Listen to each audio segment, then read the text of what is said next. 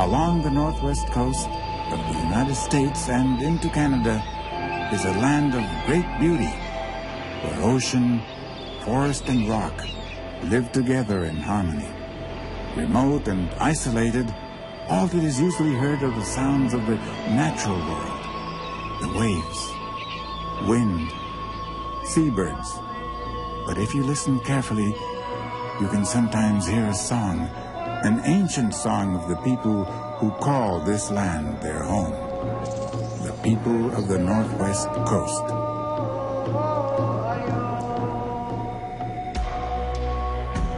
The people of the Northwest Coast have many names: Nootka, Salish, Kwakiutl,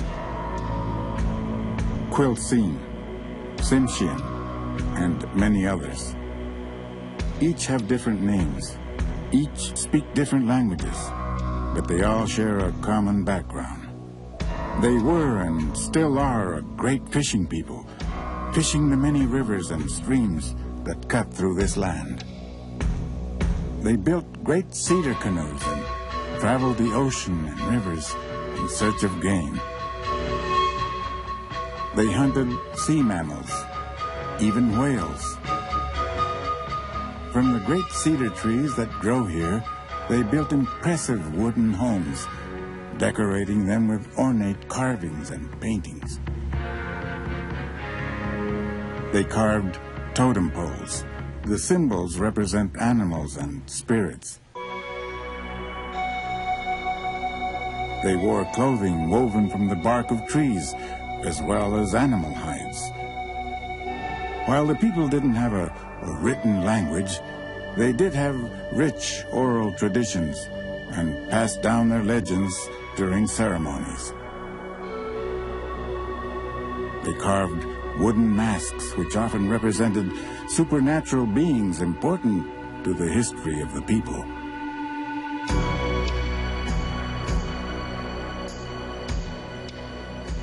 Ornately carved figures were common in many wooden items. This is a bowl. They also carved stone. This is a small chest. A bowl. From cedar bark, they wove beautiful baskets.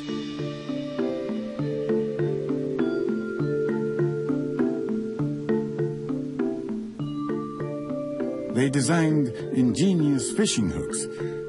These have wooden shanks and the barb is carved from bone. Spear and harpoon points were carved from stone, bone, and sometimes ivory. A variety of tools were used to work the cedar forests. The coast people were among the first Native Americans to use iron in their tools.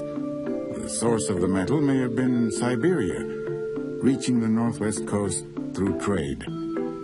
But even after they obtained metal, they continued to use stone for some tools. The people felt closely related to all things in the natural world.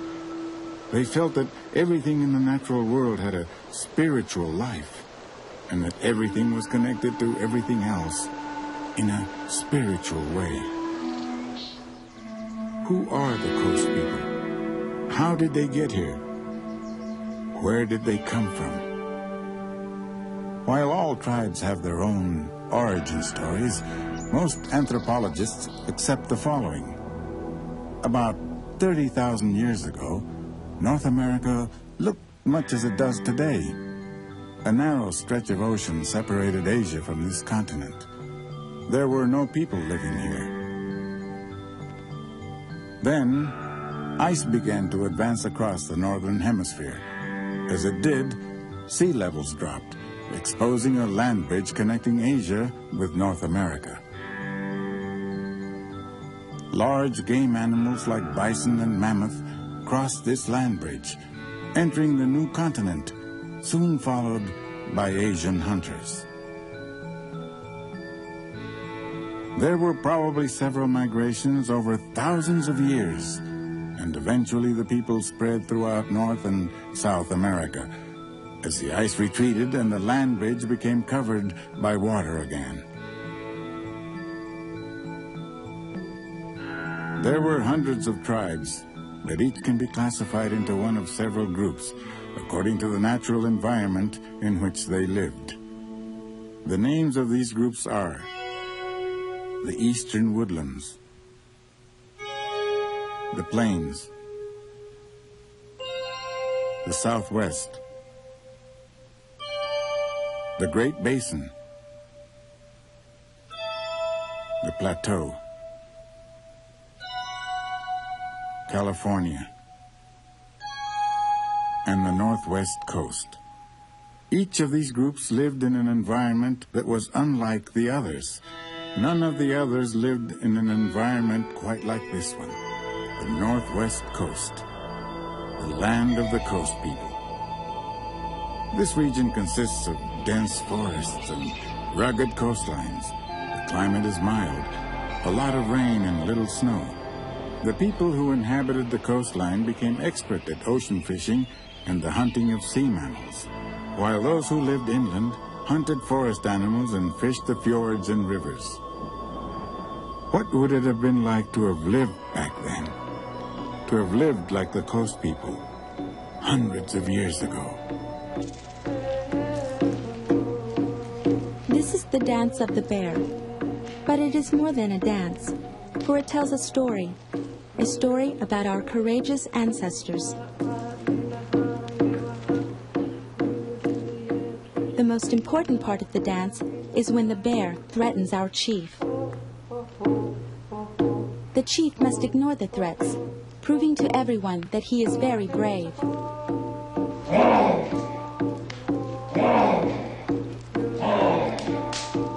Bravery is important to our people. Funny, it was never that important to me, until recently. My name is Dashutahi. It means golden sparrow. I have lived for 15 winters here with my people, the Gitxsan, in the house of the Frog Clan. So why is bravery important to me now? To explain that, I have to tell you a little about our people. We live in a small village along the Shun River in 5 cedar houses. This is our food storage house. It's built on stilts to help keep it dry during heavy rains and snow. And this is our smokehouse, where we smoke fish to preserve them during the long winters. In front of each house is a pole with many carved figures. One of the figures is very special, like this one, the wolf. This tells everyone that this house belongs to the Wolf Clan. My clan is the Frog, and that's why there's a frog carved in the top beam of our house. Clans share the same houses together. There might be as many as 4 to 5 families living in a single house. So it's a good thing our houses are so big. And even here we've carved special figures important to our clan and its history. Our houses are made from cedar logs and planks we cut from our forests.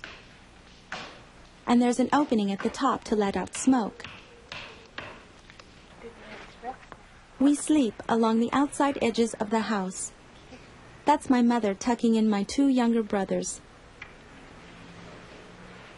Our blankets are bear skins, and they are very soft and warm.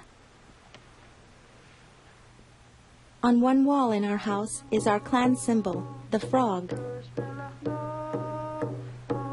So what does all this have to do with bravery? You see, clans are very important to our people. They are like big families, and it is forbidden to marry someone from your own clan. I wanted to marry a boy from the Wolf Clan.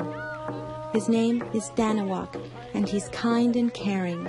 But my parents wanted me to marry Danawak's older brother, Jago. Jago was the oldest eligible boy in another clan, so that's who my parents insisted I marry.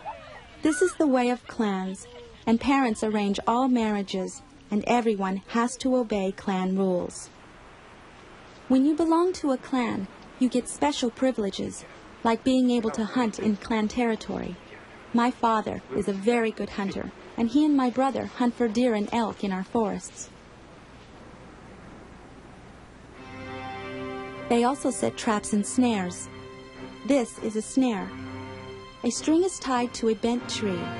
At the other end of the string is a loop. When a small animal runs through the loop, it triggers the snare.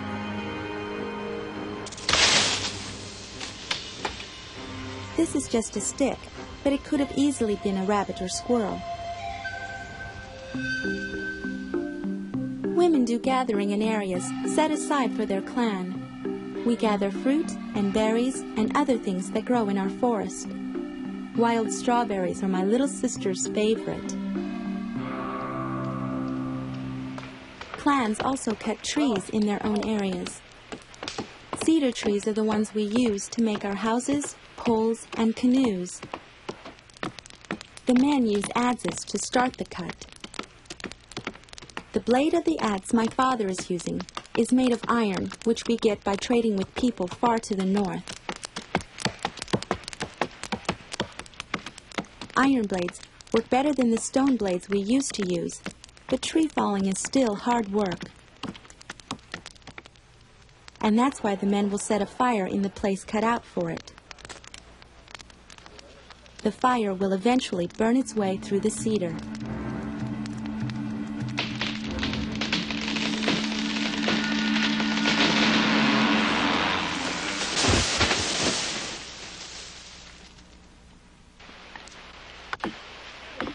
Next, the men use pounding stones and wedges to split the tree into planks.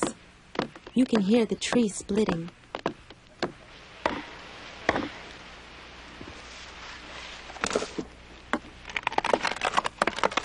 Cedar splits easily when wedged properly.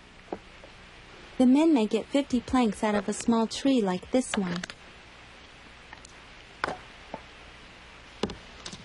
We use cedar to make lots of things. Sometimes we strip the bark from the cedar. This is done by first making incisions in the bark using a small adze.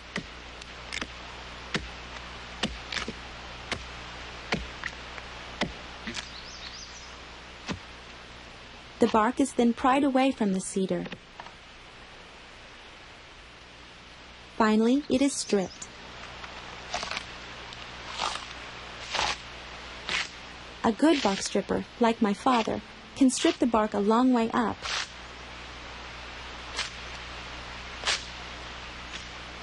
When done properly, stripping does not harm the cedar. The brown outer bark is then stripped away, as only the inner bark can be used. Later, the bark strips are soaked in hot water to make them soft and pliable. The strips are laid out and then woven together, one strip going under every other strip. This is the start of a basket. Nina.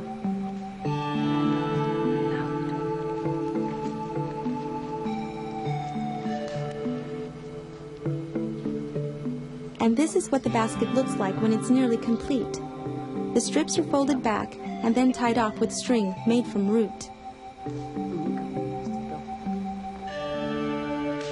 My little sister watches every step, for soon she will have to know how to make baskets herself.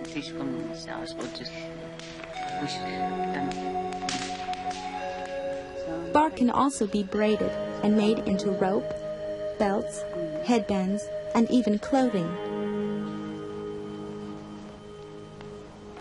Several men in our clan are excellent carvers.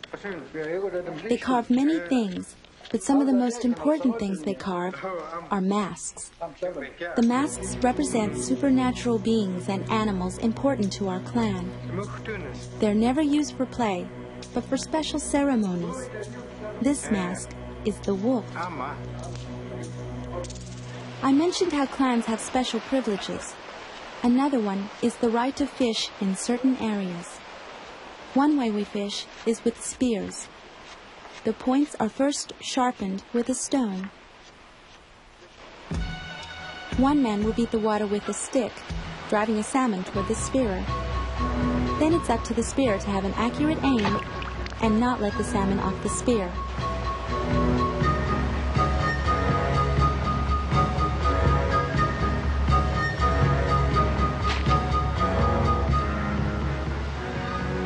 this technique, 2 men should be able to spear enough salmon in one afternoon to feed the entire village. There are a number of ways to cook salmon. One way is by bracing it with sticks and then roasting it over a fire, just far enough away to keep the sticks from burning. This gives the salmon a smoky flavor.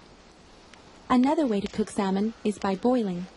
A hot rock is placed in a box filled with water. This causes the water to boil. Next, my mother adds green plants, like wild onions, and then sections of salmon for salmon stew. Salmon stew is not my favorite. Every year, the bones from the first salmon caught must be returned to the water from which they came. We believe that salmon offer themselves to our people so that we may eat them. For this, we must show them great respect. By returning their bones to the water, the salmon will be able to resurrect themselves and return to our people the following year. Our people show respect for everything in the natural world, for we believe everything in nature has a spirit life. As long as we show proper respect, we will lead good and healthy lives and never do without.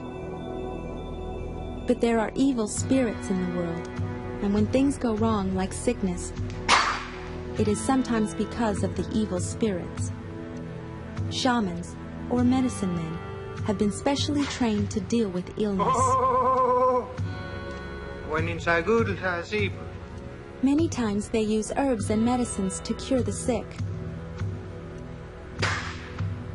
But sometimes it is necessary for the shaman to call upon spirit helpers and perform special acts to cleanse and purify the bodies of those who are contaminated.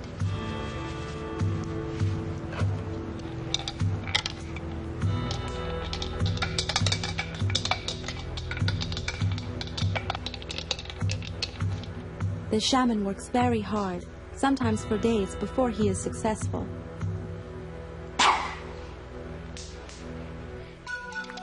I don't want you to think we never have time for games, because we do. One of my favorite games is foot racing. Another game we play is tug of war.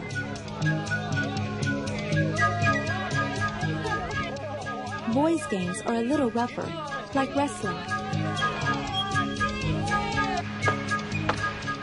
And stick fighting teaches boys to become good warriors. There was no question Jago would become a good warrior, and that's who I would have had to have married if Danawak hadn't proved himself. Here's what happened. Our chief had brought his grandson to the forest to show him how cedars were cut. Danawak was the fire tender that day. The chief wanted to give instructions to the men and let the boy alone. Suddenly, the cedar began to fall. Danawak was the first to see it. It's Yatwin! Danawak dove and pushed the boy away just as the tree hit the ground. The boy was shaken up, but he'd be all right. Needless to say, the chief was very thankful his grandson was saved. So thankful, in fact, he talked to my parents, telling them how brave Danawak had been that day. My parents were so impressed, they finally agreed to let me marry Danawak instead of Jago. Golden Sparrow and Danawak would eventually marry, but their family would be the last to live entirely in the old ways. A new people, the Europeans, had entered the continent. In just a matter of years, the way of life of native peoples would be forever changed. Wanting the land occupied by Indians, the newcomers engaged in a series of conflicts that would eventually result in the complete conquest of all native peoples. Indians everywhere were forced to give up their way of life and to live on small reservations and reserves, areas of land set aside for Indians. No longer able to hunt and fish in the old ways, the Indians were rationed food and clothing by the government. Some agents who were supposed to help the Indians were dishonest. They stole money and supplies, so the Indians never got all that they were entitled to. As a result, the Indians lived in total poverty and many starved. Tribes were forced to give up many of their traditions and could no longer perform many of their religious rites and ceremonies. Many Indian children were separated from their families and were sent to strict boarding schools where they were forced to give up their Indian ways. In the 1950s, the United States government encouraged Native Americans to relocate to the nation's cities, where they could find jobs and live in modern ways. But not all Indians chose to do this. Today, Indians can live anywhere they want, and many choose to live off reservations in cities and towns, employed in the same sorts of jobs as other Americans. But more than 500,000 Indians prefer to remain on reservations throughout the United States. Life here is much better than it used to be, and in some ways is similar to life anywhere else. Indians drive cars and live in modern dwellings like other Americans. They shop in stores and wear modern clothing. Many attend Christian churches. Indian children go to schools that look like schools anywhere and study the same kinds of subjects. They enjoy the same sorts of things as other children. While reservation life is a lot like life anywhere else, there are some big differences. Unemployment is very high. On some reservations, 4 out of 5 people are out of work. And because of it, alcoholism and poverty are widespread. Many tribes have opened gambling casinos in order to create jobs and bring in additional income. But only a few tribes, those near major cities, have actually profited from casinos. Along the northwest coast, some Indians are fortunate to have jobs in the lumber industry. This mill in British Columbia not only employs a lot of native people, it is one of the few mills that is native-owned.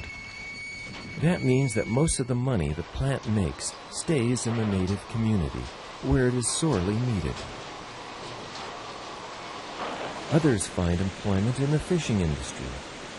This work pays a lot, but it's dangerous and only lasts for a few weeks in the summer, when the ocean salmon return to their spawning grounds. Some of the fish end up in native-owned canneries and smokehouses, like this one in British Columbia. This is a small operation, but it provides important jobs for people who wouldn't have jobs otherwise. Some native people earn modest incomes in more traditional ways. Bark peeling has been a tradition along the northwest coast for thousands of years, and it is still being done today. Bark peelers use simple techniques that are similar to those used in the past. Cedar bark can be used to make many things, like this basket, which will fetch a good price from a tourist. The Haida tribe is famous for its carvings in argillite, black stone that is relatively easy to cut. Haida carvers can earn thousands of dollars for a beautifully carved piece. This sculpture is that of a raven, an important character in Northwest Coast legends and a popular subject of carvers. Other tribes are famous for their carvings in wood. This is a shaman's rattle, a type of rattle shamans used to use during ceremonies. Today, these rattles are favorites among tourists and collectors and command high prices. This carving is an eagle, another popular subject for carvers and collectors. Canoes have been an important part of Northwest Coast life for thousands of years. They were used for transportation, fishing, trading, and war. Today, the canoes are mostly gone. but a few native craftsmen are still trying to keep the ancient art of canoe making alive. Using the simple tools of their ancestors, these craftsmen are carving a 52-foot-long canoe out of a red cedar log. A canoe like this can take more than a year to make, and when it's done, it will be used in special events and ceremonies. The people of the Northwest Coast have always been identified with the carving of totem poles, and they are still being carved today. Totem poles are carved from a solid red cedar log using simple tools that are very similar to those that have been used for centuries. A pole this size can take a team of carvers months to carve, and when it's done, it will take its place next to poles like these that are found in small native villages throughout the Northwest Coast.